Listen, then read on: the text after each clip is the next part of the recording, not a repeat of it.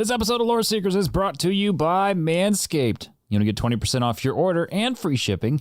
Use the code Loreseekers at checkout. And don't forget, this Black Friday and following Cyber Monday, get 25% off your entire order and free shipping. Manscaped.com is doing all kinds of great deals. Be sure and check it out. Manscaped.com.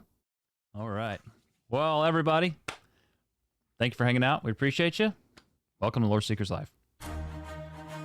I, Sea Voyager. Welcome to Aeternum, an ancient land of fantastical legends. The Loreseekers, four of the finest storytellers of the New World, await your arrival. They'll spin ye a tale of mystery and adventure, so grab an ale and rest ye self from your journey across the cursed seas. Oh, what's going on, everybody? Welcome. This is Loreseekers number 14. This week on the show, we're talking all kinds of things. First up and foremost, we're going to be talking about discussion on diminishing returns for CC and PvP, our first impressions of the Void Gauntlet, company contributions for war, how world merges will work, and we're continuing our lore lesson series on the Ancients. We are your hosts. I am Jibs, and I'm joined by White Thunder. From the Who's that? Western side. I don't know who's going to pick one. Western side of the United States. How did I know that was coming to me? It's because of my head, right? I was actually outside getting some. I was outside getting vitamin D on my dome today, bro. So, yeah, you can't go so deep on the White Thunder thing, but yeah, I'll take it. All right. So I'm doing great. Oh, Thanks. Good. Well, I'm glad. I'm glad things are in order. That's fantastic. My best friend from Northern Indiana, Champ. What it do, baby? What it do? That's how it should sound. It's a lot better. It is a lot better. You know, Cash. Yeah, Remember that cash. I was gonna steal it again, but I was under death threat over I'm driving to your home state. Bad over idea. the theft of his opener last week. So I won't do that anymore. I'm sorry. It's a I love bad you guys. idea. Oh, that was hilarious. I went back and listened to it repeatedly. Every time. I was driving to work at 6 a.m. laughing hysterically. Yeah, I'm going to be making a short on that. I was actually going to work on that before the show because it was pretty funny. The look in his face was just like, Oh, he's mad. fucking And I wasn't kill mad. me. I was. It was almost like you betrayed me. It was a straight on betrayal of the trust tree Low blow. in front of Yeah. everybody. I was violated, and I didn't appreciate it. I contacted our HR Jeffy, and he told me to go get bent. So this is where we are. Yeah, he was Man up. upset. He's like, "You think of your own duty? That's mine." Oh, that's so good. Yeah. Oh, and our company governor, Solis. Oh, hey guys. Oh, hey. How's it going? Oh, hi. Good seeing you. Yeah. Yeah. We weren't talking 40 minutes before the show. Not at all. No. First time. Catch me up. Yeah. Gentlemen, what's new? I have some news. Oh my gosh, Send you're it, pregnant? Are you like Arnold Schwarzenegger in that movie? 60! Yay! Congrats, man. Yay! I Good know I took my job. time, everybody. I know everybody Congrats. was super worried about it because I was really taking my time, kind of moving slow. But look, I read a lot of lore, okay? A lot. And I discovered something that about 75% of the lore pages that are in New Worlds cannot be read on the spot. Right. Unless you want to die, because you have to clear the area around it. Normally, there's a lot of stuff going on around you. There's battles, there's aggro freaking everywhere because all the aggro circles are like this big on the screen. Right. So yeah, you fart into an aggro range and you're gonna pull it. Like there's no butt pulls. It's literally like fart pull. You can do fart pulls in this game. I actually heard when you read one of those, you get 5% more threat. So Yeah. be careful with that. Yeah. Did you know take that carnelian gem off your weapon by chance? 'Cause I know. That might we're have running something to with do that. with it. I That took was it off. good. That was early Guys, game, bro. I got this on my weapon. It says no threat. That's for your armor, homie. It's a life staff. Look. He has a threat gem on a life staff. Noob. Okay. One time during the early part of the game, I put a Carnelian in, and I'm a healer, and we couldn't figure out why the threat was getting pulled off the tank. Okay. Yeah. And I haven't been able to live it down since. Never. That was the most confused I have ever been in gaming. I'm like in tank gear. I'm like, why? I'm hitting taunt and they're still attacking my healer. I quit. I quit. Jeffy in chat says, I remember my first time reading. Yeah, I know. Thanks, Jeffy. That's not very HR department of you, by the way. Words are hard. That's so good. So, no, but yeah, I am. I finally hit 60, and I have the company to thank, because it was a big push. I was getting close. I decided to hunker down, which is why we had less videos on YouTube this week. But I'm not kidding you. Like, once I hit 60 and saw the things that I get to do now at 60, it like re-energized me from the grind. It was like, okay, let's do this. It's freaking end game time, and now I'm super pumped. I'm having a blast. We're running. I'm sure we're going to talk about it, but we're running every day. We're running through Shattered Mountain and just exploring areas I've never seen before, and it's all super fresh. And I'm really enjoying the challenge, because if you ain't paying attention, you're dying.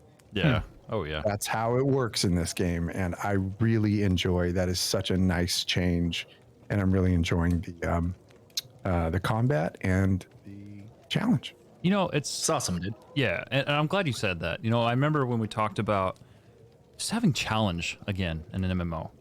You know, not being able to steamroll everything, playing a game that forces you to think about your combat. You know, like, and I guess in the grand scheme, it sounds so like minuscule, but it's huge to me. Like, it feels dynamic, the combat, and the world. It constantly wants to kill you, and in an odd sense, I really appreciate that. Yeah.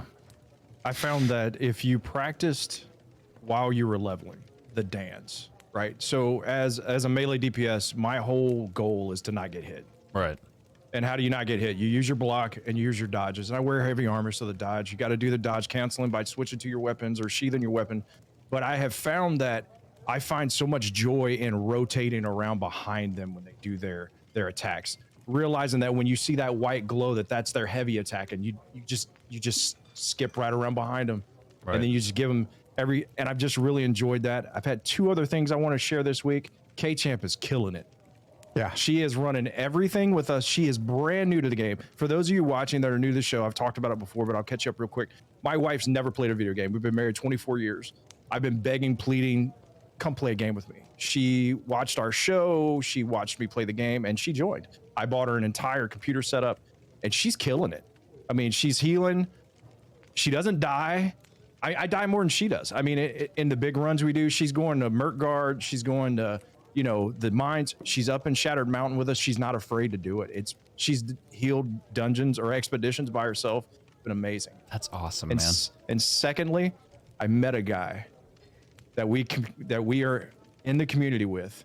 He found us through the show, joined the company a week after the game was live. He started a week later, and we work in the same building. And I met him this week as well. He came over, Rum Shaker, much love, brother, but he came over. That's awesome. And it was funny, man. We went to the, to do that kind of bro shake, and I like reached out and just hugged him.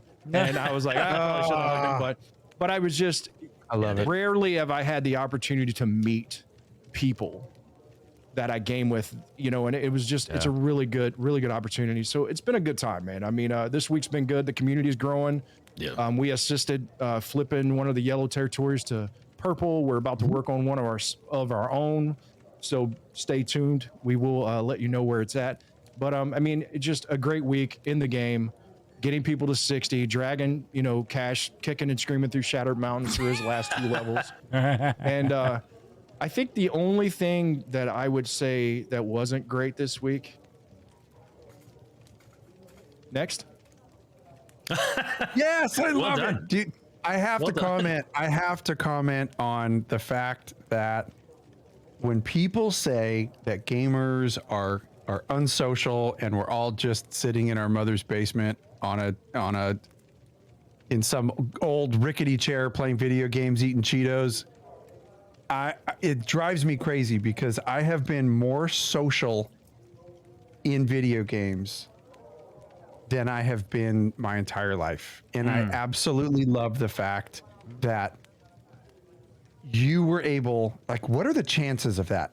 We talked about this before the show. I could totally see somebody else in your building playing the same game. I get that. But being in the same community and like not realizing that the person he was listening to on a podcast works in the same building, that to me, that's divine. That is divine. That is so freaking awesome that stuff like that happens. And that is what gaming brings to us. That is what this massively multiplayer experience can bring to people and enrich lives. And Absolutely. I could go on about that and community forever, but that to me is huge. That's where it's at. Community right there. Yeah, I mean that's it's community that keeps MMOs alive. It's community that that continues to build those MMOs, and it's community that forges those relationships. I will never forget the very first drink I ever had in my life was a Fireball shot that Cash bought for me, for of course Cash and What? Jinx in Seattle. Wait, that was you? What? You didn't know that was my first drink? That was my first drink. I did not know that was your first drink ever. Now I feel a little demonic. Yeah, That's so You took him down. No, and I'll never forget. down. We were hanging out. It was a gamer themed bar in Seattle. We got flown out from. It was a company, now defunct company. It was called Motiga, and they had what are those games called? MOBA, a third person MOBA coming out called Gigantic. Gigantic, And I remember you sat that down. I'm like, I don't know what this is going to taste like. This is like circa 2014, 2015. Pip in chat says, now look what you did, Cash. I know. Yeah. He's a mixing goner. whiskeys. He's out. But anyway, like, it's hey, community. It's what I'm trying to get at. Shot. It's community. damn it. first shot. But anyway, no, it's just those moments. It's special. It's fun, and so it's really freaking cool. What else is cool? I was wearing my hoodie. So there's this thing that happens in Indiana. I don't remember the name of the city now, but it's like the city. It's solely dedicated to tourism. These shops were legit. Imagine an entire city where people own these shops, and it kind of looks like something you'd see out of well, I'll use Harry Potter as an example. So in that world where they're buying all the things they need, that's kind of what this city is, but it's all locally made. And these people sell them by, like leather makers, leather workers, and all kinds of things. Oh, that's awesome. I happened to be going through this fudge shop, and there's this 15-year-old kid sitting there working, and I'm wearing my New World hoodie. This town has maybe a population of like 10,000, maybe. He goes, "Hey," I said, "Hey." I said, "Do you play New World?" Do you use Manscaped? You're not ready for that yet, son. You can't say that to a 15-year-old, Sullus. That's how you go to jail, bro. You look like you use saying. Manscaped. Pedo, Oh, you're 15. Pedo. I can't talk about. No spot. No spot. I didn't lead with that, Solus, but I strongly bad. considered it. My bad. Anyway, so I'm like, yeah, I do. Do you? He's like, yeah, I've been grinding, I got to max level, all that stuff. I'm like, yeah. And he's like, man, I feel like I'm just getting bored. I'm like, really? He's like, yeah. I'm like, do you listen to podcasts? And he's like, no, I haven't, not for the game, no. I'm like, you should check out Loreseekers. Really? Yeah. Okay, I'll check them out. Fast forward a week later, I'm at Meijer, and a probably 65-year-old woman looked at me. She was working there. She was working the cash register, and she said, "Hey," I'm like, What are you doing tonight? This story is way off, man. Get to the point. and so she said, "Hey," and I said, "Hey." She said, I love that hoodie. I'm like, thank you. She plays the game. So anyway, that's my story. Awesome. That's awesome. Minus all the creepy bits and the 15-year-old Manscaped.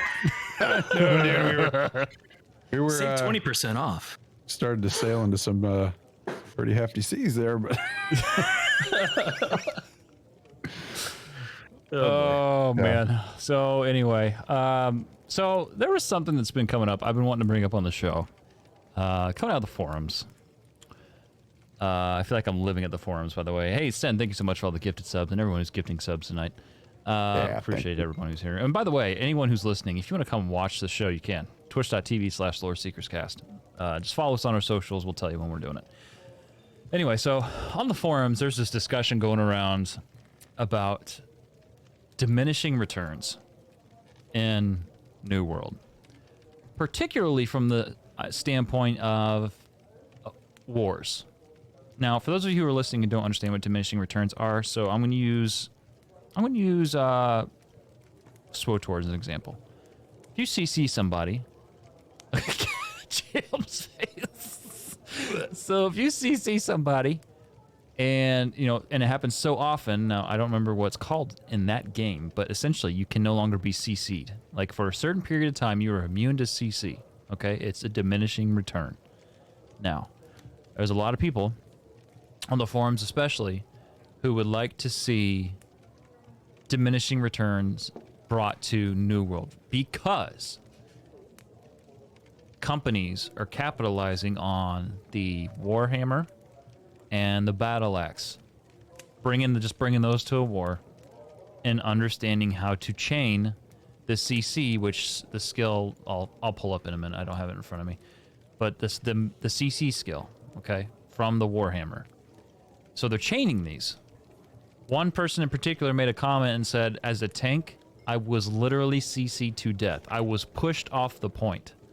Yep. Just from straight CC, constantly spamming, constantly happening.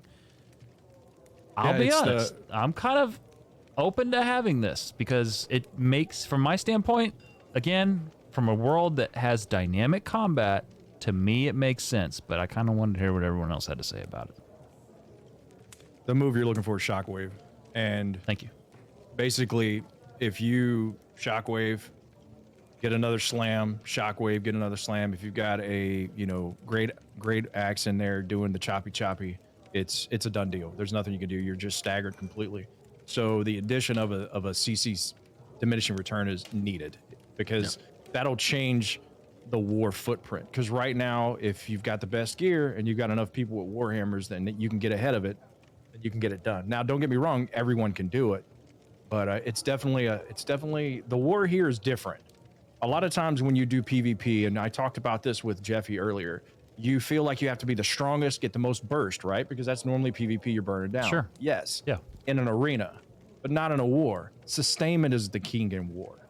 So you should have maxed out Constitution and then balance your points other places so you can survive, because it's a survivability game. It's not a rush to first game. It's not a rush to kill. Obviously killing and holding points, but you've got to be able to stay in the game because the more you're dead, the less you can fight. And the less you can fight, one person down, another person down, and it's attrition, it's numbers, it's just basic mathematics.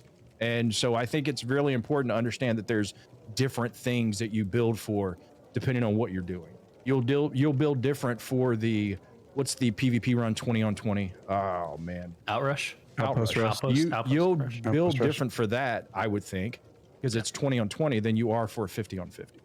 Yep. So I agree with the diminishing returns. It would also increase the diversity of your weapons, right? Kind of alluded to whenever JB was talking earlier, but I mean, you're right. If you have 50 people showing up to a war with the same two weapons, why run anything else? Not to mention the fire staffs that were just burning up everything in this spot, right? So we were being CC, not able to block or survive anything, and then just being burnt by the fire staff. I mean, that was obviously a problem, but it needs to be fixed before the Void Gauntlet comes out. And we'll talk about it here in a couple of minutes, but the Void Gauntlet also has a lot of CCs. It also has a lot of that it kind of influence as well. And if you don't fix it now, it's going to be a game of CCing where you're going to null, 33% of the fighting force that's out there? That's a really interesting point, especially from a passive standpoint, what that will do as far as you'll start to see a further lack of diversity in weapons. And a game that's so rich in unique weapons and the skill trees alone, it goes without saying, right? You want that diversity. You want to see all different types of warriors from different, even if you were to take an RP standpoint, quote unquote, with this, not every warrior in an army rocks the same thing. Okay, it's the diversity there is important. I definitely have an opinion here too, because I was on the receiving end of a lot of those combos. Just real quick though, BDLG in chat, thanks for showing, man. Hey. Really nice to see you, BDLG from Studio Loot. And there is currently a battle going on with gifted subs in our chat, and we thank you all for all that. You guys are freaking amazing. Yeah, thank you. I've never really claimed to be like a huge PvPer, but I'm really starting to get like the poison. I feel the poison. I'm really digging it now. And having only taken part in our initial war and getting my butt handed to me, a lot of that was due to that CC. Like, there's absolutely nothing that you could do. Like, even like in that gravity well, like, you're done, especially as a healer, with like minimal stamina. You're kind of screwed. So I like the idea of diminishing returns to some point, and the reason being is because you really are combating some of the best players on the server, and that they are out there practicing putting those combos together. I mean, we're doing it in PvE. Yeah. Practicing one skill, there's one person does one skill, another person does another skill, and you're maximizing your effectiveness against PvE content. You absolutely know, this being a PvP game, people are doing that out there, and they are going to be damn good at it. And yeah, it will pigeonhole you into only having certain weapons brought to the battlefield. So even if you're built correctly, even if your build is built for war, if that doesn't get tailored down a little bit, you're going to run into a lot of those teams they have those little strike teams of 4 or 5 players, and that's all they do is CC, so everybody else can burn you down. Because I'll tell you what, if you are CC'd and there are ranged casters and they're hitting that back line, or they're hitting wherever that CC is taking place, there is zero survival taking place there. You're going down. The biggest fear that I have is if I go back to Elder Scrolls Online, there were seasons where classes were irrelevant, right? Like I played a Magsork, and there were expansions where the Magsork was completely irrelevant, right? Now, if AGS solves this, they will be the first developer to ever solve it. I get it, right?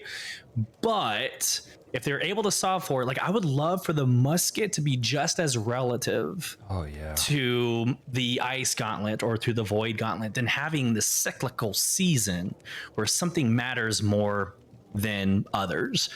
If they can solve for it, that'd be amazing. I don't see it being possible. I think.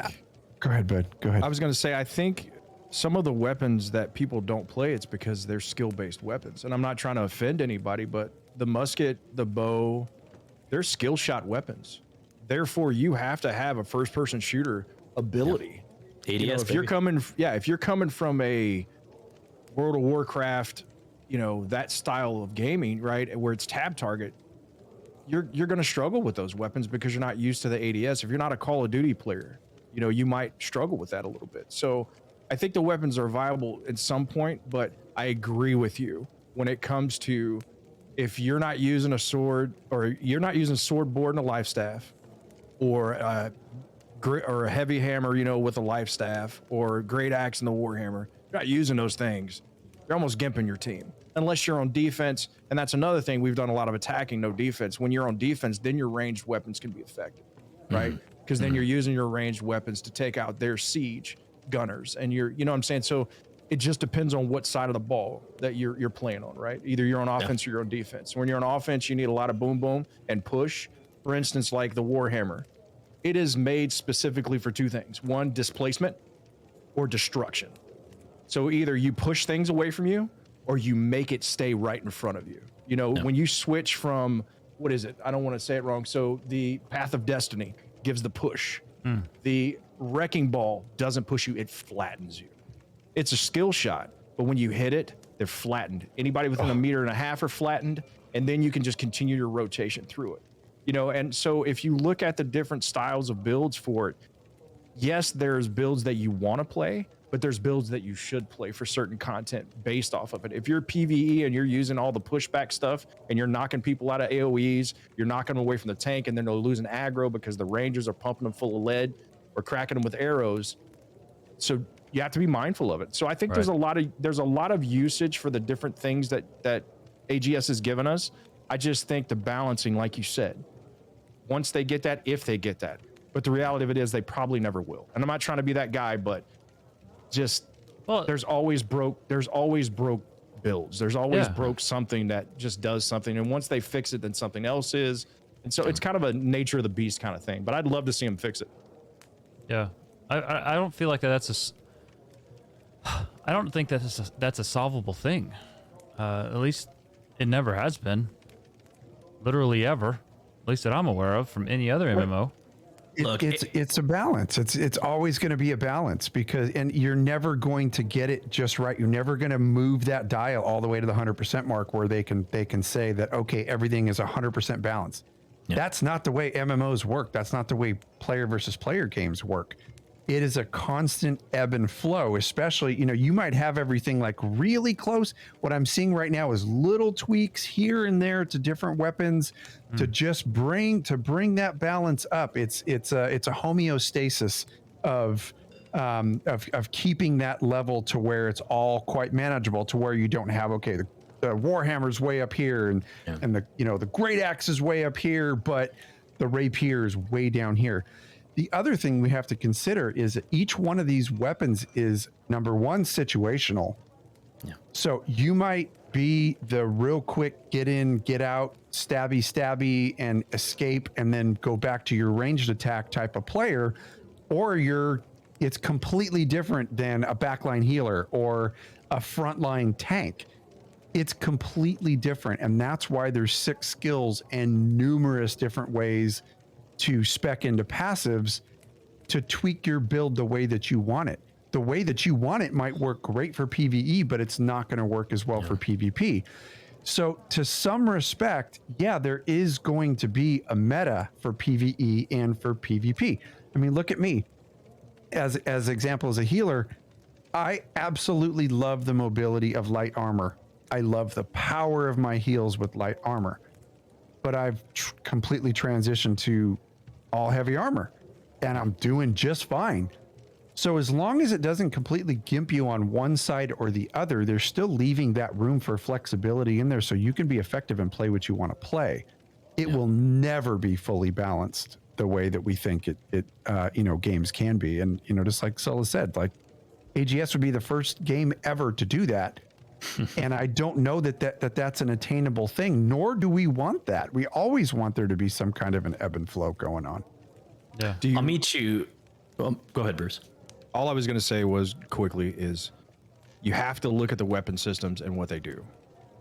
I like the Rapier, for instance. The Rapier is a maybe 2v2, 3v3, 5v5 weapon because with Riposte and the way that it goes in and out, it might not be a war weapon, but it is a PvP weapon, right? So I think if you look at the way the weapons work and you look at how they work in game, I think they made certain weapons for certain types of gameplay. And the beautiful thing about it is you only need one person to do that. And once you hit 60, to level up a weapon is almost instantaneous. It's easy. If you go out and just mob some mobs, right? Just destroy some mobs, you're going to level up your weapons very quickly. So I think they give you the weapons to use, but I think you have to figure out which way to use them and the way that they are intended, right? Like I said, if you're on offense, you're probably not going to do a whole lot of backline shooting. You're going to be pushing. You need to get on the point, right? You will have a backline of healers and everything, but your focus is on that point. So what do you need? Displacement, and you need to penetrate their backline. You need to either do a pincer, you need to get them pulled one way. You've got to do different variables that work. And basically, you have to displace enough people where you can take it over. And I think you just have to look at the weapon systems and understand what they're for. And you just turned into a robot. Anybody else hear that, or is it just me? Oh, I heard it. Say something, Bruce. Something, Bruce. That's interesting. Plug your mic and plug that back in. We'll try that. See if that does it. That's weird. sounded like a C3PO. Yeah. Actually, kind of dug it. I'm not gonna lie. I'm like, wow, is that a new effect? Keep it. Just got to enter a new character. Right? How about now? Ooh. I'm off the show, boys. Bye. I don't know. That's weird. Okay. Anyway, Maybe shut the board off, turn it back on. after you stop the record. Yeah. There you go. Yeah. And just restart the record. Interesting. Anyway, Yeah, I that's think weird. the only thing I was gonna add, I'll meet you halfway, Cash. Like as a tank, I am kind of forced with a sword and board, and so we have these things. I think a lot of classes do, but we have a thing called grit, where we can assign grit to a skill that makes you kind of not invincible, but it makes you kind of invincible through a CC, right? But it's only for that one attack. So if a good company is coming at you and they're doing this cyclical like CC maneuver, whether it's the Warhammer or the axe, you can grit through one of them, but the other 99 that hits you after that, you're screwed. So at some point, like that has to be addressed. Give me like almost like a shield wall. I can't believe I just made a World of Warcraft reference, but give me like a buff. That was more of an monomorph. that's where my head was at. I'm like, hold on. All right, we'll go with that. That sounds better than World of Warcraft. So give me something like that where I'm able to grit through like 10 seconds worth of CCs. And I think that would be probably a good middle ground in my opinion. Yeah, there's got to be something in. I think, to kind of wrap it up, I think there needs to be something added, because if nothing is added, then eventually players, as PvPers, we want to compete. When you're on the battlefield, you want to compete. If it's healing, you want to be the best healer. You want to have the top numbers. For DPS, that's something to be said when you have all the kills, when you're top kills.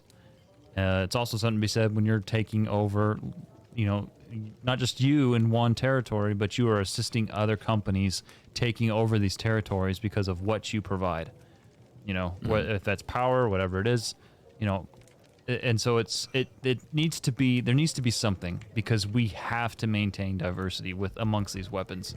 Yes. If offense is only going to be healers, war axe and battle, or Warhammer and battle axe, then we're missing out. Players are missing out. Players will have to be pigeonholed just to feel like they can compete, and I don't think anybody wants that. That's right. So, do you want to test out Champ? Shall we test Champs? What to do? there he is. Oh, there's that beautiful voice. We missed you, buddy. Dude, that was effing weird. Yeah, it was weird. It just happened out of nowhere. But to add something to this, like when you have strength maxed out, you get grit on your light and heavy attacks. And one of the things that, if you think about what that does, it doesn't displace you. So if you see, like if you're fighting an enemy and you see them doing something that you know is going to topple you, you just automatically go in for a heavy attack. And you're going to take the damage, but you're not going to fall down. Therefore, you're not going to have to use that animation to fall down to get back up. And it's just watching what's going on. I challenge anyone, slow down and appreciate what AGS did for the battles that you engage in. Go deal with the angry earth. Oh, yeah. Right? Oh yeah. Go deal with the angry earth. Go play with them. And watch them move. And the way that they caveat around you and they juke you out and everything. I love the active combat. The fact that they'll see you wind up to do a heavy attack and they'll flip out of the way. Yeah. Or that female pirate chick, she will whoop your ass when you're new. If you don't pay attention, you just blow everything. And that's another thing. Don't forget how powerful your light and heavy attacks are. When you see a yellow bar under the enemy's name, if you put that yellow bar to depleted, it stuns them. So if it's a big enemy that's pushing your tank around, if you got a Warhammer and you're heavy attacking him in the back, 6, 7, 8 good shots by 2 different people, and he's on his knees. Your tank's taking no damage. You're not moving. All of your AoEs are in one spot. It's just knowing what you're supposed to do and when you're supposed to do it, and how to use your weapon systems to be the most effective you can be. There you go. Boom. Love it. I like that. Well, before we move on, friends, there's something that we put together for you. And, you know what? I think it's just better just to push play. We'll be right back. That's the outro music. Let's try this again. There it is. 10%. Burn him. Burn him. Burn him. Watch the AoE. Tank going down. I'm down. Same. That's a wipe. Hey, where's Cash? I don't know. He was healing at the start of the fight. Is he AFK? Cash is queuing up, but wait, is that a lawnmower? Cash, are you there? Guys, this is awesome! Bro, what are you doing? I'm shaving my balls! This is gonna be a Well, I lot. guess he's not picking flowers this time. Does your ball lawn look like your home's backyard in Aeternum?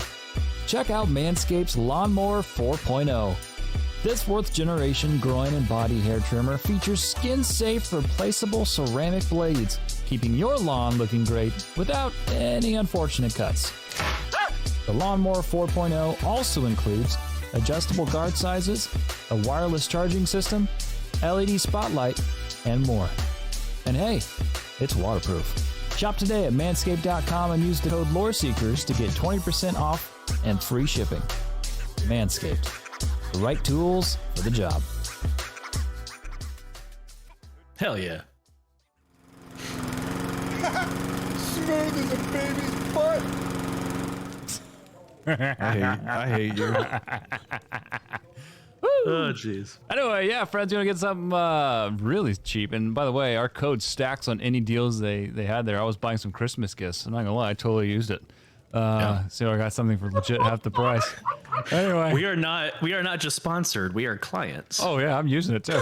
Yeah, man. Anyway, so you go to the site, go to manscaped.com, get 20% off your order and free shipping on us. It's great for holiday gifts.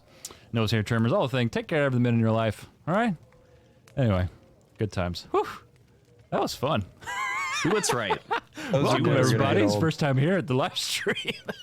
Those are never gonna get old. They seriously are not. We're having a freaking blast doing those little ditties for Manscaped. Are so much fun.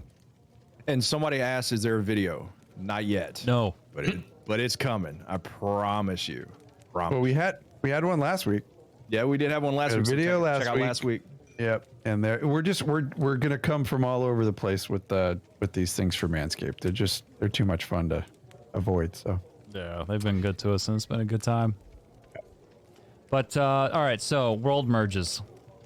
I know we talked about it last week, but it's one of those things where it's like, okay, if this is going to happen, like, you know, it's on, quote, on the horizon, like it's being said, it's important for everyone who's listening and for us to discuss, okay, how is this actually going to work? All right. And so on a forum post, they did a great job. By the way, AGS did an excellent job. A new dev blog, getting ahead of a lot of questions. Update on current issues #2. All right. This was put out, I think it was late last week, right after we did our show, so we couldn't cover it. But they talk about world merges. And they say, quote, players on worlds identified for merge will be informed in advance of the plan. Players with characters on a merge candidate world will not lose their progress, including gold, items, faction, and company. However, territories will belong to the companies on the partner world.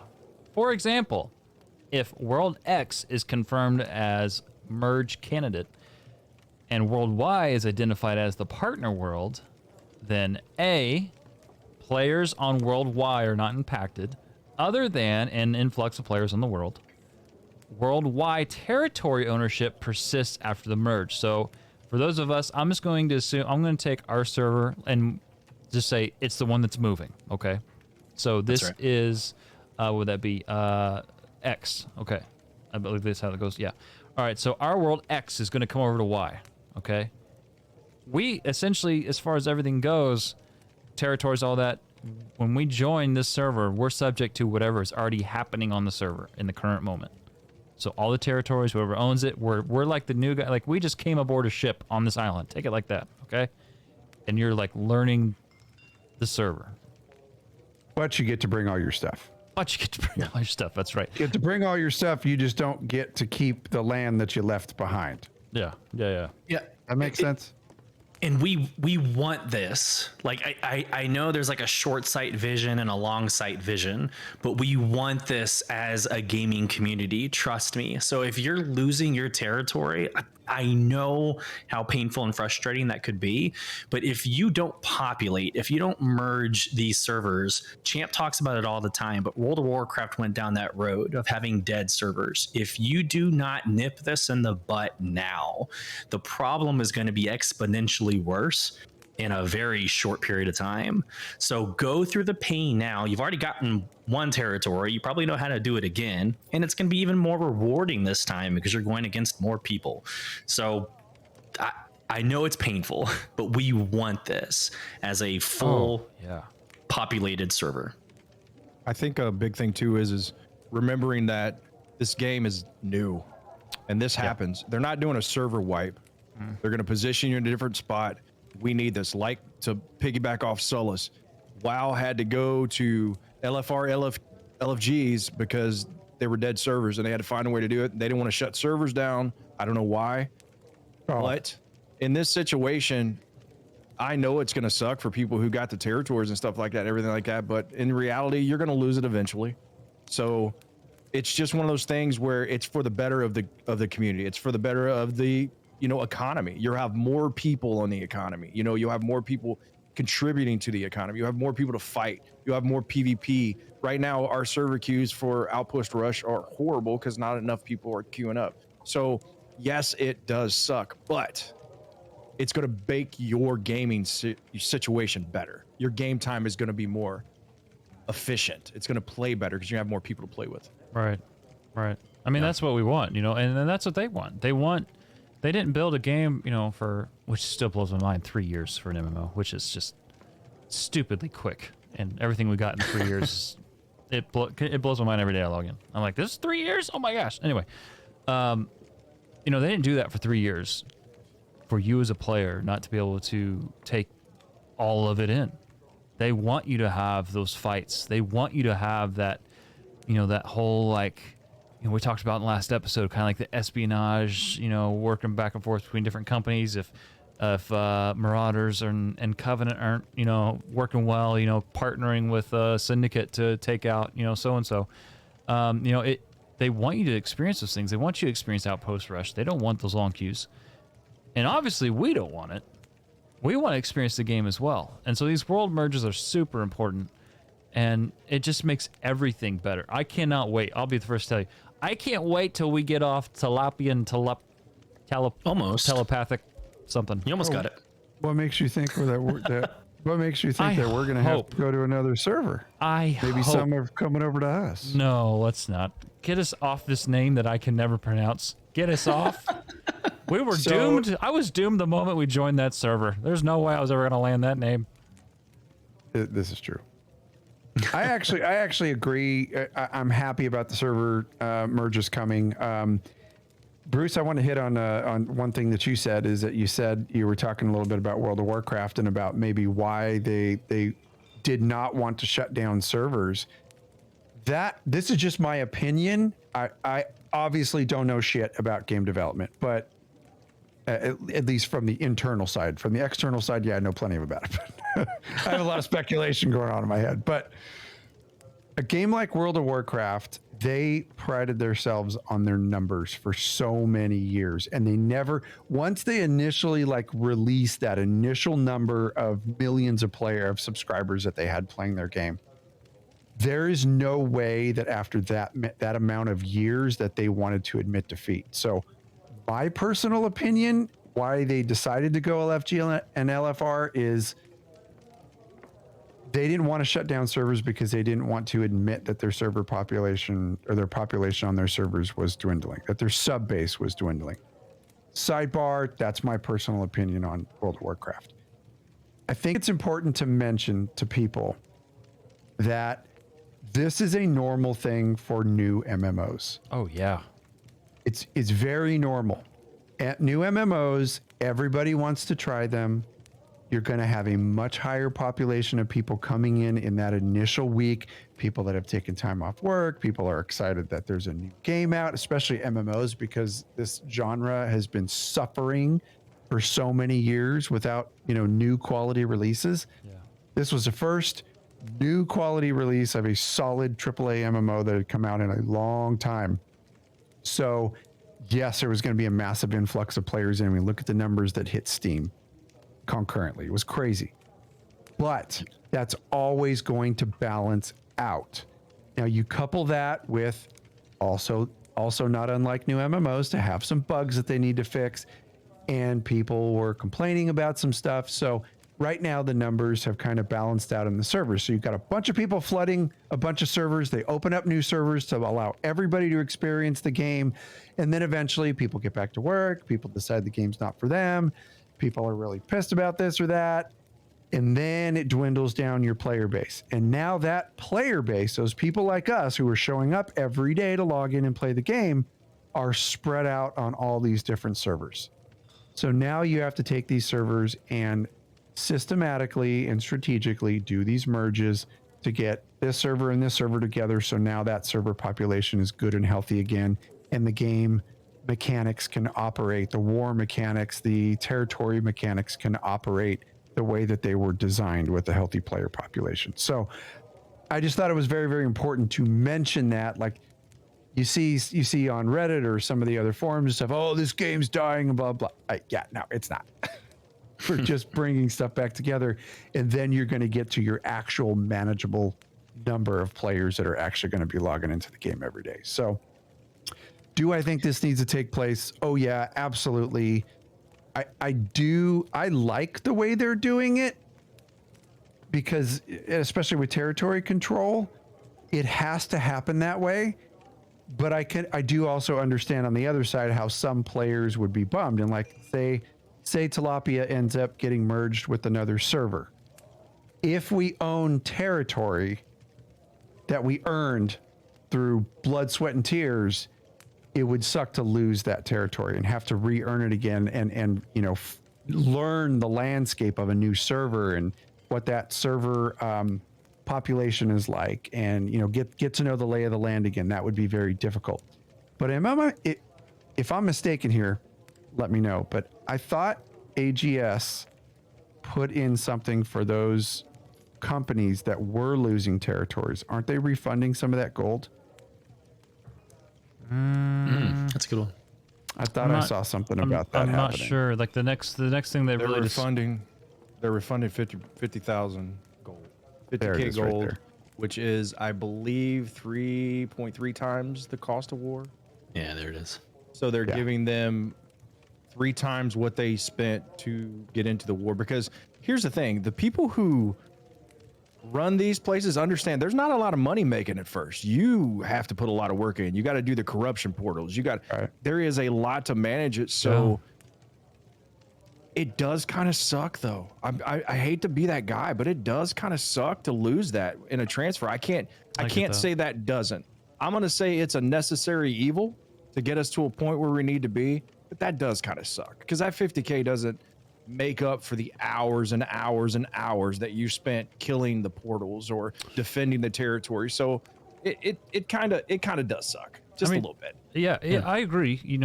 As a company who's worked hard, I'm not necessarily speaking to, I'm just saying in general, as a company who's worked hard, who's held their area, who's won their wars, who's done everything right by the book, it's not fair to them to lose what they've earned. If you've earned it, you should be able to hold it. And that's just respect to the time that they've invested, It is the alternative to just wipe and purge the map. Yeah, would we support that? That's kind of where I'm at. Like I get what you guys are saying, and I kind of agree with it. But I mean, what's the solution? You merge the servers and you wipe it. Just purge it all. I would love that. And you make them fight it over. Okay. I actually support that too. Devil's advocate. Now you're pissing off people on 2 servers. You are. Well, here's the thing, though. Who's the bigger one to piss off? Right? I mean, so do you do something that's equally even for both sides, meaning that nobody has control and you have to fight for control again? Or do you let the people who are on the father server you're going to keep their areas and then take away the servers from the other people? Either way, you're taking something from someone. So my opinion is I like an even balance, right? If you're gonna take from one, take from the other. So I think, hey, this is what we're doing. This is what's going to happen. Go for it. And that's, to me, that makes it even across the board for everyone. So maybe every company that has ownership and is going to lose it gets refunded the 50K, and you wipe the maps clean on that day. Like, done. Wiping it totally clean, server merges for, this cluster is happening on this day. When that happens, we're wiping clean. Have fun. Here's the thing, and also before we get any further, the stations. So all you have to do is change the 3 stations in the non-controllable area to tier 5 to compensate for the fact that you can't raise it to tier 5 or you're losing that tier 5s, right? So you do 3 in the north and maybe turn windward or turns one of the base places into a white region where you can't take it at first until everything gets settled in, and then that's where you do your tier 5 stuff at, so you don't take away from the crafters and still instill it. There's ways around this to make it even for both sides. I think taking from one and not taking from the other, to me, is a mistake. So I'm going to pull this from our chat in Twitch, which, by the way, we're live. So if you want to watch us, tune in next week. Live chat. I actually like this. Have the companies that control both territories go to war. Even if it's purple against purple. Oh, and do it. Like, there it is. Says, go to war. Figure it out. Yeah. Wally says you don't fight for a zone if nobody owns it. You got to fight to get it. Hell yeah. You got to put it in conflict. So now you have 3 different groups in Everfall doing PvP missions at the same time. If that's not a damn war, I don't know what is. That's dirty. If that's not combat at a level that you've never experienced before in a video game, I don't know what is. So I understand what you're saying, but I like conflict. I like to fight. So let us fight. Whoever gets it in conflict gets it. That means you got to defend it or you got to get it. I mean, there could be huge wars amongst all 3 of the factions over one territory. Think about Windsward on our server where everybody started. If all 3 factions started wiping and we were in there trying to do PvP missions, that would be amazing. That would be a hell of a war. Think about it though. What if they merge more than one server? How would you, you know what I mean? Like how would you decide who goes to war out of that? Whoever gets there first, whoever can roll it into conflict. There's still battle to be done. You still have to fight in the PvP. You have to do the PvP missions to get it into conflict to get it.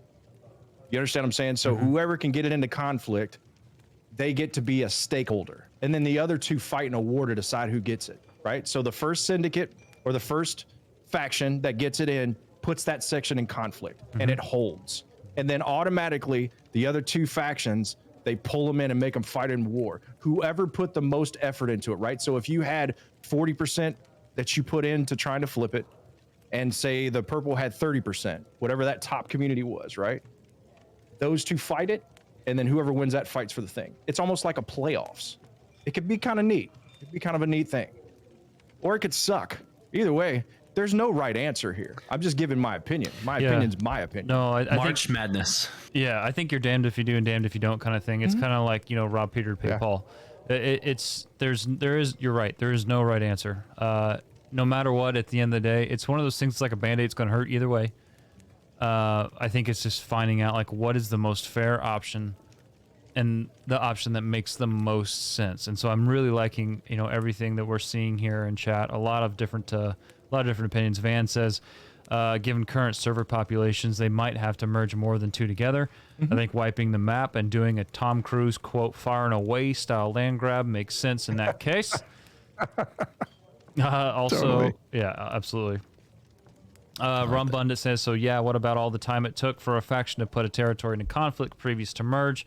I think if you wiped all territories would be the most fair. So yeah, it's really this, it's a unique position to be in, because it's not just like merging a server from Warcraft standpoint when like the world is literally not affected. Champ, it doesn't matter. It doesn't matter. It doesn't matter. This is a very unique problem that AGS has to figure out, and they're going to do it in a way that they think is best. And some people are going to be mad. God forbid somebody gets their feelings hurt, right? Because if you want to see, and I hate to say this, but if you want to see the armpit of humanity, go to the forums. Yeah. If you want to see the lack of patience and the lack of respect of just basic humans. Yeah. Yeah. And the way people talk, it is hideous. That's why I don't go there. I pick and choose what I read. It's just ridiculous. Look, what it comes down to, it's a damn video game. It's a video game. You paid $50 if you bought the max thing, and I guarantee you got your hours out of it. So if you walked away from it right now, you made a sound investment of any other solo play game you did. But it's a video game, right? Remember that when you're playing it. Those are other people that are there to escape their daily grind, to come in and hang out with their community. You have to remember there are people playing this game, right? Right. So, but there's no real answer to this, guys. I just hope they find something and they do it well, because they deserve a win. AGS has busted their ass, right? They are very communicative. They tell us everything and they're quick with it. They should get some respect for that. World of Warcraft would let you sit for weeks and wonder what the hell they were going to fix. This game, these developers, they are out there and they eat it. Hey, we made a mistake. We messed this up. It's the same thing with the auction house or the trading post and not being able to trade. People get so upset about it. Breathe. Right. They're trying to fix it so you are on an even playing field. I do believe that they should ban the people and take the money that they have. They should give them 0 gold. You can't just 24-hour ban somebody who's duping items and leave 400K in their bank. You can't do that. Neptune made a good point about that the other day. Do not let them keep the money that they duped. Wipe their money out, ban them, kick them off the game. I don't care what you do, but they have to be held accountable, right? Yeah. We are doing it honest. Let's do it honest. Right. I mean, and that's a current issue right now going around, gold duplication, which, by the way, they just, as of this recording, to those listening on release day on Monday, they just opened trade back up, and duplication taking place. And I know that they've been addressing that pretty heavily. Yeah, we always make a play for people to just act like good humans here, and it sucks to see that, like because they're doing their best, and some mistakes are being made, and it's a brand new launch of a game, so yeah, there are going to be issues, and it helps none to spout out in global. It helps none to get on the forums and say some of the things that people do tend to say, and it's like people really should get a grip on it. It's like, hey, look, if you don't like it, go play something else for a while. Things will get hammered out and then come on back. But man, people just feel it's just the internet. It's the internet nowadays. Everybody's a keyboard warrior, and everybody feels like they can hide behind that keyboard and just say whatever the hell they want to say. And it's just sad because there are people who are doing their best on the other side of it. And when you take the game at its brass tacks and get out there and you look at what they have created. Just close your eyes when you're in the game and just turn up your sound and take a listen to the sound or look at the visuals of the game. They have created something freaking amazing. Right. With a really cool story. There's, I'll sew it up. There's absolutely going to be, this is absolutely going to be an amazing game, but you just have to give them time to get these things hammered out. One thing Rum Bandit said, also something I don't like about the current war system, to be honest, I wish you could hold territory. You can. You have to do the work. If someone's trying to put your territory in conflict, you have to stop them. If you don't want invasions to happen, you have to control the corruption portals. They give you the mechanics to handle it. You just have to handle it. When we were attacking Windsward, Simplistic put up a big defense to keep us out of Windsward. They had 2 different armies. They were surrounding the town where you had to turn in the missions. That is part of defending the territory.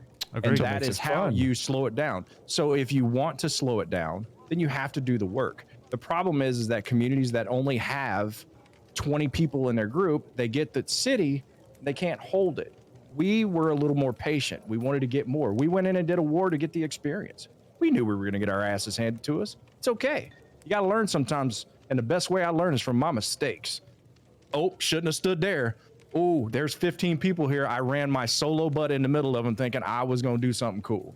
It's a big deal, man. But I think there are lots of variables about this game that people just don't even know that are there, right? How about the fact that if you control 2 different territories and the trading boards come from the 2 different territories systems? I think I found something today. I'm doing research. But I'm pretty sure there's certain towns that if you get them together, the resources you get from this place while you're out in the world doing their board missions, you can turn into the other. I'm seriously looking into that. I think I caught something today and I'm trying to figure it out, but I'm going to keep researching that, because if that's a thing, think about it. If you own Windsward and Everfall, they go back and forth perfectly, right? So you want to use that, because that could be a thing. And I think I noticed it today when I was bouncing around doing board missions, and I'm going to continue to research, but they put a lot of work into the back end of this, put a lot of work into the systems to give you the ability to defend the territory, to give you the ability to build up the territory, to stop the invasions. Yeah, and I agree. You know, going off that, I feel that, you know, whenever you own a territory, the short end of it is you're married to it. You have to put in the work. You have to defend it. It's whatever you were doing that week. If you had guild events planned, guess what your guild events are now? Territory. You are taking care of portals, like Champ said, you know, doing everything you can to do to take care of the, to make sure it doesn't get flipped into conflict. I can tell you right now on our server, there is a particular territory that I constantly watch, and I see specifically that this company is not taking care of it. They're not pushing back the opposing faction, and it's just sitting there, and they're putting call outs. So what's that tell me? That tells me the company isn't active. That tells me the company isn't being proactive either, because it's being filled up with portals, filled up with, you know, corrupted. So for me, it's just like, okay, if you want to own a zone, if you want to own a territory, you need to understand you are then married to it. When we take a territory, all lore seekers listening, guess what? We're married to it. You're doing your questing there. You're doing your trading there. You're doing all your fighting there, especially when it comes to portals, and of course all the PvP missions that come along with that. Not to mention any kind of crafting that comes alongside with that, which crafters then have to go all in on. Like, this is a huge deal. It's not something that you just decide one night, yeah, we're gonna go push a territory. We'll see what happens. No. You are married to it. That's if you want to get the most out of it. With great power comes great responsibility. That's right. You have, if you want to keep it, then you absolutely have to work for it. I just got to say, I am super impressed at the level of conversation that's going on right now in our chat. Yeah, this is fantastic. It's completely respectful chat. Everybody's throwing out some amazing ideas, some great opinions. Yeah. I just love to see this, and this, because this is the hub of showing how passionate you are about something that you're enjoying, and like that's the reason we're on air. It's the reason that we can get into spirited debates about stuff like this, because we care about the game, we care about where it's headed, we care about its potential. Absolutely. Yeah. And so yeah, just I want to applaud you guys for actually having really, really good, like, non-forumy, non-Reddit conversations in here. I think it's pretty cool. Absolutely. Yeah, I love that. This is what it should be. You know, this right here, proactive feedback. That's what everyone listening should strive to do. Provide that proactive feedback, because at the end of the day, you win. Yeah. You listening right now, you win. As a gamer playing New World, as a consumer, you will win. So do everything you can do to help make it better, because that's what you should want. Anyway. I just changed from whiskey to scotch, and this is horrible. I know. Look at your face. You're all scrunching up like a... God, why am I drinking scotch when I hate it? It's because I'm out of whiskey. Scotch. I thought you disagreed with what JB was saying. No, I love that guy. I hate scotch, though. That is definitely a thing. Hey, speaking of new things, and before we get to the lore lesson, first impressions of the Void Gauntlet. Now, I don't know who here has gotten a chance to get a little taste of the glory, but who actually, on a more serious note, who here has had that chance to try the Void Gauntlet? I know you have. I've watched a lot of videos on it. I haven't, because I've been back and forth to work, so I haven't downloaded the PTS. But sure. Yeah, I personally think it's going to take over the Ice Gauntlet. So here's my take on it. I'm a huge fan of... So taking out my personal, like, what I wanted to be added to the game, taking that out. If you were looking for magical melee, this is going to be right up your alley. If you were looking for, like, a ranged support, I wouldn't say main healer, but as a support, you know, if you're running this coinciding with a main healer in your group, right up your alley. In its current state, it has the Decay tree, which is, you know, the buffs, debuffs, and you know, there's some healage in there. Then you have the Annihilation tree that's, you know, more the melee, magical melee up in your face. You know, the whole void energy turns into pretty much a void blade, right? Yeah. Right now in its current state, and everything I'm about to say, it's on PTR, first week rendition. Okay, this is subject to change. Okay, this is not set in stone. Currently, in its current form, it's, in my opinion, it is very unimpressive. And I say that from a standpoint of this. This game is so vast. Vastly superior in audio above any other MMO I have ever played. Visually stunning. You know, from going to another magic, you know, to even the Ice Gauntlet, the Ice Storm. You know, visually appealing, visually stunning. You have the audio from the Fire Staff. I was questing with Champ the other day, and he made a comment on one of the spells, you know, just hearing it. Again, impressive. In its current form, the Void Gauntlet really lacks a lot of the visuals and audio that we've come to expect, I guess, even 2 months in, expect as a standard throughout the rest of the game.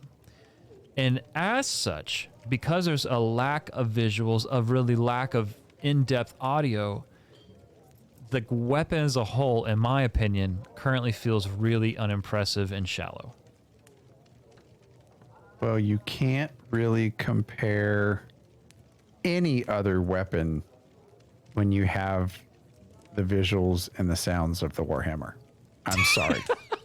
It's true. That one, It's true. like they went in there and they gave that one some extra love because that one is pretty impressive. But can we go through this real quick just so people have a good grasp of what the Void Gauntlet is? You guys mind if I just kind of run through it super quick? Sure.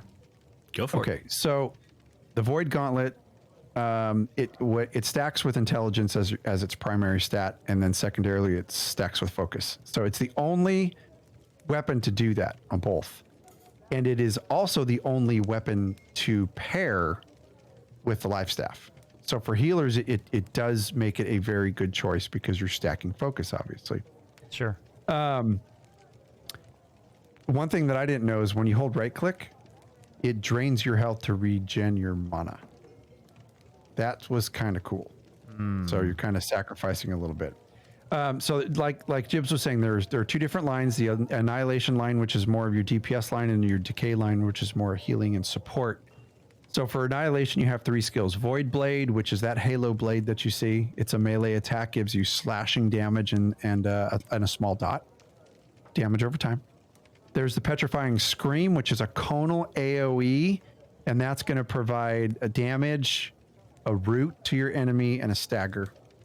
And then there's Oblivion, and that is AoE damage over time, which grants him power, which increases damage that your allies deal 20%. And then the passives in the Annihilation Line it's pretty much just like providing crit chance and some cooldown reduction. Now, the next line is the Decay Line. This is that healing support line we were talking about, which gives some minor damage, but it mostly kind of like buffs the heals. There's Baneful Tether. That is very much like the Necromancer in Elder Scrolls Online, where it provides a tether between you and a single enemy. Right. It causes weakness to them and empowers you, which helps with your mana regen and also passively heals you. There's the Orb of Decay, where you fire an orb that can't be blocked, and that orb deals damage at max and then at max range, it returns to you and friendlies within, I think, like a 5-meter range. It returns to you as a healing orb, which gives a heal over time, and the healing that is done there scales with your focus. So for healers, that's a big freaking deal. So you're basically getting passive. If you drop that, you're getting passive healing back. Then the last one is Essence Rupture. That one's a debuff. You apply that to an enemy, and any ally that hits that enemy is healed.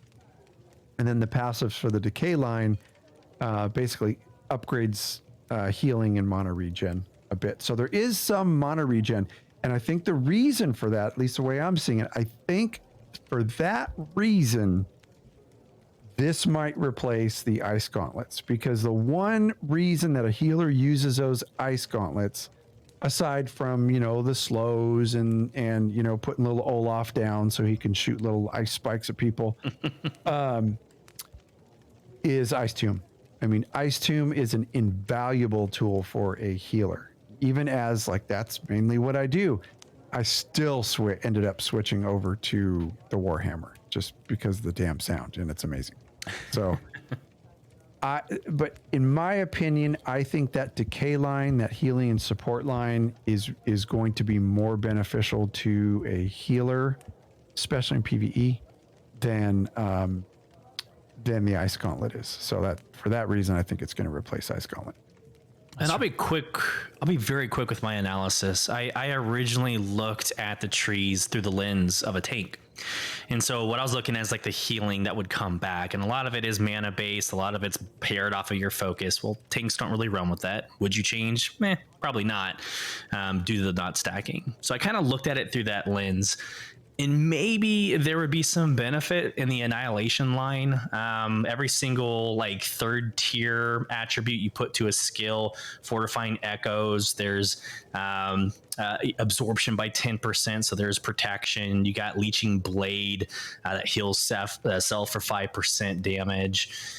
So you got these kind of low yielding tank skills that you might as well just stick with the Warhammer or the Great Axe for crowd control purposes, right? For keeping the threat in a small area. So I don't necessarily see myself, unfortunately, I don't really see myself as a tank going over to the Void Gauntlet.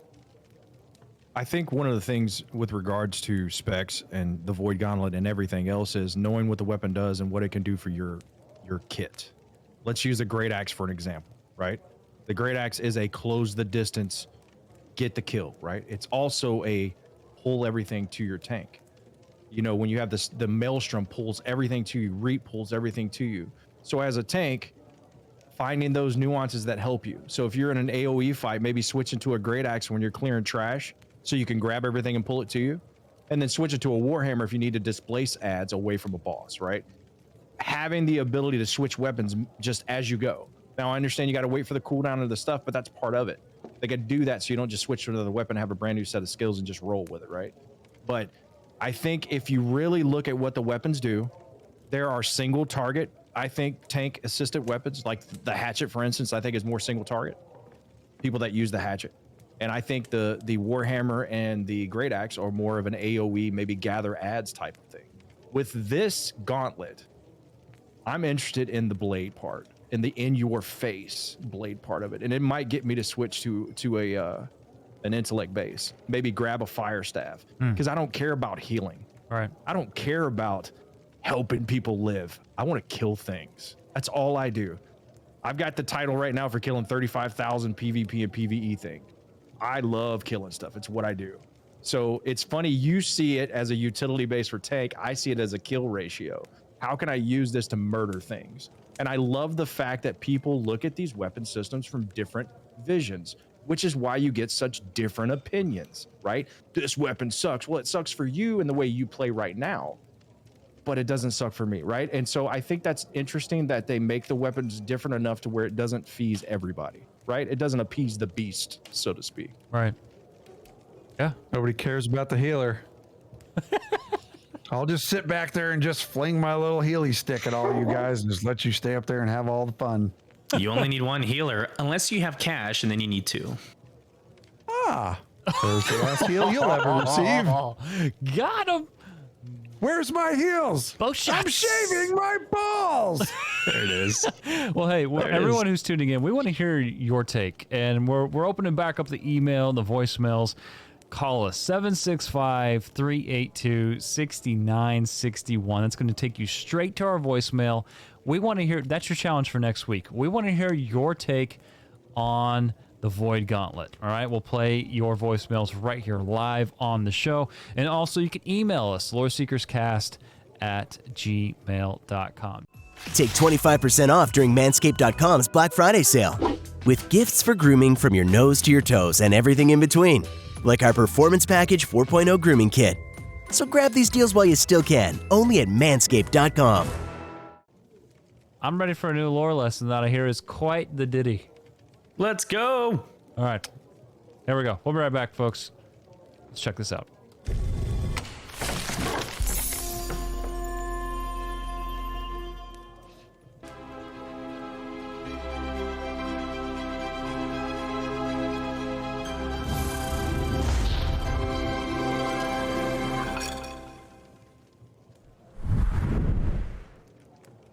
Lore lesson. The Ancients. Part 3. Governor Sullus. Our journey across this accursed land continues. We've traveled to the eastern coast of the island through the territories of the Restless Shore and Morningdale. We continue to discover numerous towers jutting into the sky and effigies of the ancients. Quite the self-absorbed beings, it seems. Sculptures of their image dot the landscape in many locations, especially those where mysterious energies are encountered. Some time ago, I promised you a more detailed and analytical synopsis of our findings on the ancients. In our travels, I've had much time to speculate and ponder. There is no doubt others have come before us in hopes of uncovering the mysteries of these ancients. A missive we found deep in a temple ruin describes much of what we discovered to date. 4 page of statuary and symbolism. The statues within the temple were strange, indeed, yet were clearly of the culture that came before. Yet the likeness was peculiar, each statue bearing a twin pair of arms and cleft down the middle, much like the spheres great and small. A division of the self, a representation of duality perhaps. In one of the statue's hands was a weapon, the other a familiar orb, outstretched. Perhaps it was a religious symbol, or something to channel other forces perhaps. I found another skeleton intact, but with a spear and armor, unlike the ones on the perimeter outside. A leader or ruler, perhaps? It had not been buried. It seemed more a guard of the stone coffer within the temple. Signed, G. One point of contention that sticks in my mind, Governor. Why did the ancients have 4 arms and a split face? My mind has gone in circles with this mystery. First, it is difficult to imagine just how supernatural these beings would appear in the first place. But once your mind accepts its probable truth, you can begin to speculate just what and who these beings were. The thoughts bring me back to primary school, when we first learned of the myths of ancient Greece. As you may or may not recall, the mythology of the period describes humans as originally having 4 arms and 4 legs. They were both man and woman and were adorned with a head with 2 faces. There was a time that humans were very powerful creatures, fearless and strong, and even dared to threaten to conquer the gods and rule in their stead, becoming new gods. The gods themselves, threatened by the notion, had to answer. They contemplated how to face the human threat and what they needed to accomplish for balance and harmony to be restored once again. They would split the humans in half and punish them for their pride and hubris. Apart from the pain that would cause them, they would also double the population of humans, hence doubling the tributes that had to be made to the gods by the humans. And so they did, and the humans everywhere were split in 2, condemning them to spend their lives in search of the other halves. This is where the term soulmates originates. Apollo, the god of music, truth and prophecy, healing and light, could not bear to see them like this. So to ease their pain, He sewed them up, reconstituted their body forms, and just left the navel as the only reminder of their original form. So humans went from double-faced and double-sexed creatures with 8 limbs to single-faced ones of a single sex with 2 arms and 2 legs. And they forever longed for their soul and their physical other half. Now this reminds me of Isabella, this tempest, who is rumored to only have half a soul, and she seeks the box which holds her other half. Did she barter a portion of her soul to some dark underworld deity? Does this mean us humans upon the island may fall to corruption and lose half of our own soul? The mere thought is frightening. Now, these theories certainly play into the mythos of these ancients being gods with 4 arms and 2 faces. But what insanity! How could this be true, even upon this enchanted island? Another fact that plagues me, Governor, is that many of these giant spires erecting from the ground, these obelisks, are each named after the constellations of ancient Greek mythology. Orion, Hydrus, Octant, Draco, Delphinus, Cygnus, just to name the ones that we've encountered or have been told about by the locals. The Orion cluster of stars, as you probably know, is one of the brightest and most renowned in the night sky. I can't help but wonder if the locations of these obelisks on the island are from the best viewing location to each of these mythological constellations. Orion, known as the Hunter, was born to Uriel and Poseidon, which we also know as Neptune. His father was the god of the sea, my governor. Could this hold some significance as to what drew our ships to the island? Delphinus, on the other hand, is a constellation found in the northern skies. It is quite recognizable from the crystal clear nights in the skies over Everfall, where the obelisk is located.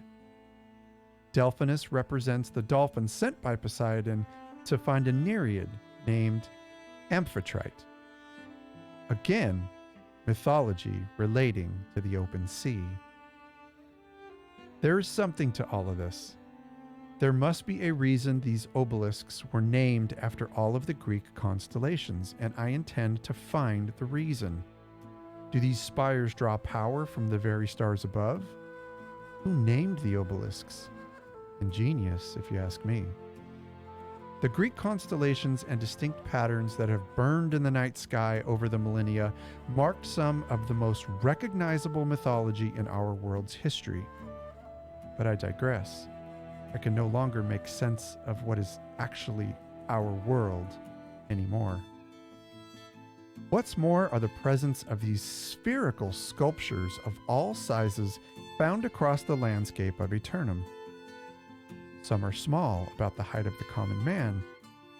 Some can fit in the palm of a man's hand, where others are hulking in size, as much as the height of 20 men or more. They all appear to have fallen from the sky, as nearly every one we've found has been deeply inset into the earth. Massive, heavy, and immovable. In addition to finding them on the surface, we've found them underground, as part of the effigies of the ancients entombed within the structures they've built. Some statues of the four-armed entities hold them in their grasp, others inset into stone doors with power emanating from their core. One of our expedition's most astute scholars is convinced these stone spheres served as a containment unit for the powerful Azoth element or its pure energy, a likely use for them, but we remain unconvinced. We need more evidence. Many questions remain, my governor. What are they doing here, and what do they represent? What is their purpose?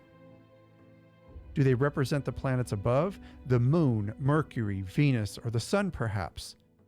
They all seem to represent energy of a sort, as they did in mythology. Atlas, for example, which they resemble, was the Titan, condemned to hold up the heavens and the sky for an eternity. He is typically depicted as a human holding a large sphere, not unlike these. Maybe a stretch, but do we not use the term atlas to describe a collection of maps?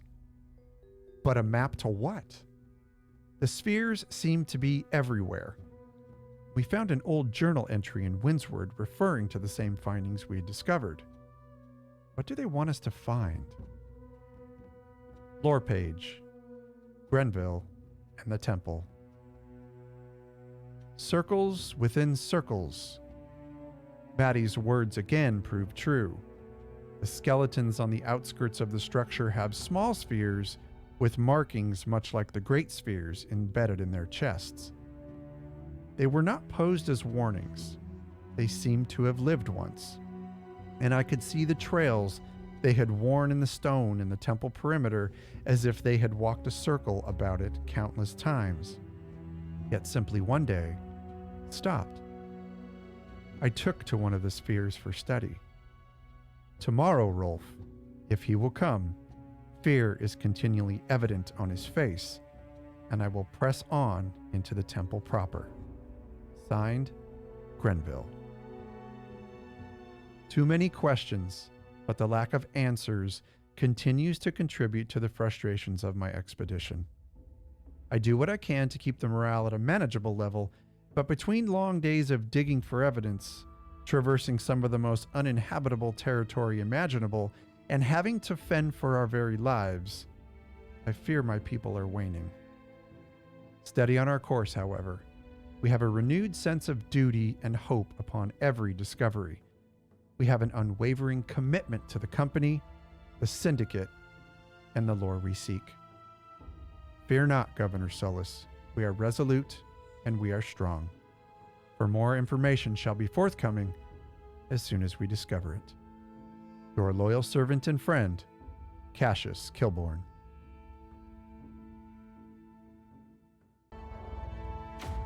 That was good. Whew. Thank you, good sir. Yes, sir. Thank you. Slowly but surely uncovering the mystery of the ancients in Cassius Kilborn style.